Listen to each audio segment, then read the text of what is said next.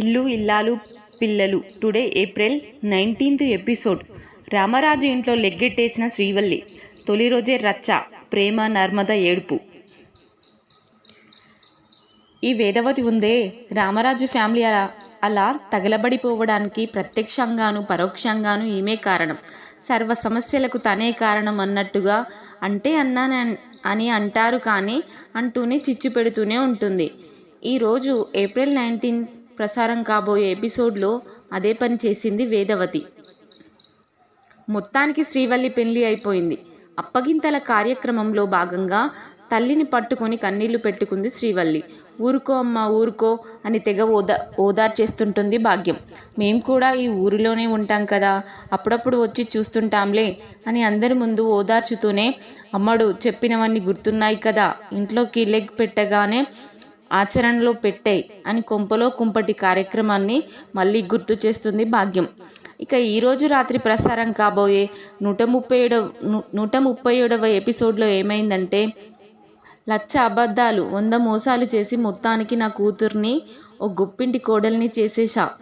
ఇక ఆ ఇంటి పెత్తనాన్ని అమ్మడి చేతిలో పెట్టించేస్తా. ఇక మన అమ్మడికి తిరుగుండదు, రేపటి నుంచే అదే పనిలో ఉంటా అని అంటుంది భాగ్యం. ఇక ఇంటికి కొత్త కోడలు వస్తుండటంతో ఏర్పాట్లలో బిజీగా ఉంటారు నర్మద, ప్రేమలు. శ్రీవల్లి అక్క చాలా అదృష్టవంతురాలు ప్రేమ. హారతితో ఆహ్వానం, అత్తమామల అనుమతితో ఈ ఇంట్లోకి అడుగుపెట్టబోతుంది.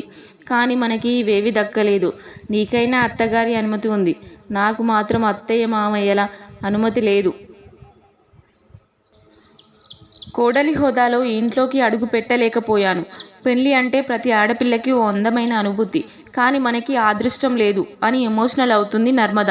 దాంతో ప్రేమ, అవన్నీ కోల్పోయినందుకు బాధపడుతున్నావా అక్క అని అంటుంది. ఆ మాటతో నర్మద, బాధ లేదా అని నన్ను అడుగుతున్నావు, కానీ నీకు మాత్రం బాధ లేదా చెప్పు అని అంటుంది. వెంటనే ప్రేమకి ఫ్లాష్ బ్యాక్ గుర్తొస్తుంది. రామరాజు చేసిన అవమానాన్ని గుర్తు చేసుకొని బాధపడుతుంది. సరే ప్రేమ, హారతి తీసుకొని రా, వెళ్దామని అంటుంది నర్మద.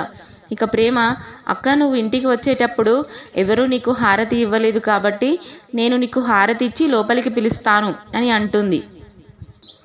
అది అంత బాగోదేమో అని నర్మద అంటే, ఏం పర్లేదక్క, బాగుంటుంది అని అంటుంది ప్రేమ.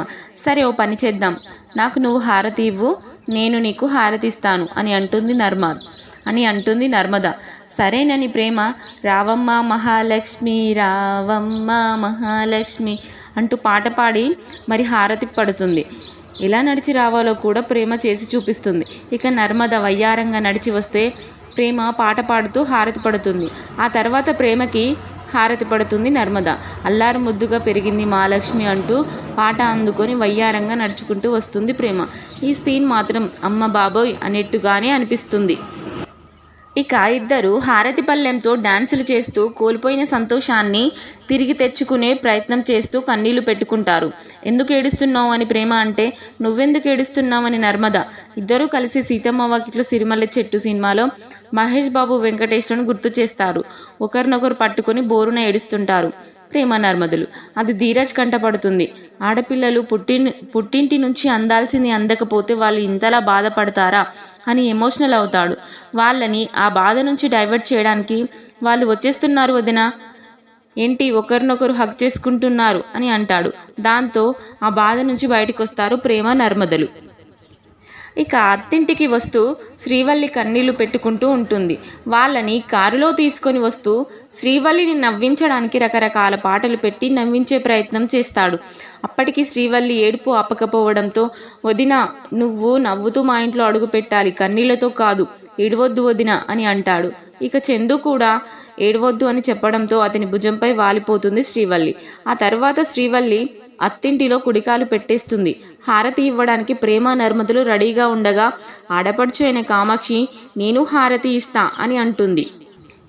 ఇంతలో వేదవతి, నా కోడళ్ళు ఇస్తారులే అని వాళ్ళ మధ్య పుల్ల పెడుతుంది. ఈమె చేసేవన్నీ ఇలాంటి వంకర పనులే. సాంప్రదాయం ప్రకారం ఇంటి ఆడపడిచే హారతి ఇస్తుంది, కానీ వేదవతి మాత్రం కోడళ్లతో హారతి ఇప్పిస్తుంది. నేను ఇంటి ఆడబిడ్డని నేను కదా హారతి ఇవ్వాలి, వాళ్ళని ఇవ్వమంటావేంటి అని కడిగి పారేస్తుంది కూతురు కామాక్షి. ఒసై వాళ్ళు ఇంటి కోడళ్లే, తోడి కోడళ్ళకి హారతి ఇస్తే బాగుంటుందని అని ఫిట్టింగ్ పెడుతుంది వేదవతి. లేదు లేదు, నేను ఒప్పుకోను, ఇంటి ఆడపడుచుగా నేనే హారతిస్తాను అని మొండికేస్తుంది కామాక్షి. దాంతో వేదవతి, చెప్తే అర్థం కాదా నీకు అని ఫైర్ అవుతుంది వేదవతి. అది కాదమ్మా, హారతి ఇచ్చిన తర్వాత ప్లేట్లో డబ్బులు వేస్తారు కదా, మరి అవి ఎవరికి వేస్తారు అని అడుగుతుంది కామాక్షి. దానికి అంతా పెద్దగా నవ్వుకొని, నువ్వు సూపరే హే, హారతి ఇస్తానంటే వాళ్ళపై ప్రేమతో అనుకున్నా, ఆ డబ్బులపై ప్రేమతోనా? ఆ డబ్బులు నువ్వే తీసుకుందువులే కానీ హారతి ఇవ్వు నువ్వు అని అంటాడు రామరాజు. దాంతో సరేనని అంటుంది కామాక్షి. ఆ తర్వాత ఇద్దరు కోడళ్ళు కొత్త కోడలికి హారతి పట్టి ఆహ్వానం పలుకుతారు. ఇక హారతి తంతు ముగిసిన తర్వాత డబ్బులు ఇవ్వమని డిమాండ్ చేస్తుంది కామాక్షి. పెద్దోడు ఇచ్చిన డబ్బులు సరిపోవడం లేదా, మారం చేయడంతో రామరాజు ఆమెకు కావలసిన డబ్బులు ఇస్తాడు. ఆ తర్వాత కొత్త పెళ్లి కొడుకు పెళ్లి కూతురు ఒకరి పేర్లు ఒకరు చెప్పుకోవడానికి తెగ సిగ్గుపడతారు. శ్రీవల్లి సిగ్గుపడే సీన్ అయితే హైలైట్. అంతే. ఈ తంతు ముగిసిన తర్వాత అత్తింట్లో కుడికాలు పెట్టేస్తుంది శ్రీవల్లి. ఇక ఈ పెళ్లి తంతు అంతా చూసిన తర్వాత ప్రేమ నర్మదులు మళ్ళీ ఎమోషనల్ అవుతారు. ఇంత గొప్ప సంతోషాన్ని మేము కోల్పోయాం అని మళ్ళీ బాధపడతారు. తమ పెళ్లిళ్ళ విషయంలో జరిగిన గొడవల్ని తలుచుకొని కన్నీళ్లు పెట్టుకుంటారు. మొత్తానికి నేటి ఎపిసోడ్ ఇలా సాగిపోయింది. ఇలాంటి మంచి మంచి వీడియోస్ కోసం నా ఛానల్ని సబ్స్క్రైబ్ చేయండి, షేర్ చేయండి, లైక్ చేయండి, వీలైతే కామెంట్ చేయండి, నాయిస్ ఆన్ కానీ అస్సాం అని కానీ. Thank you.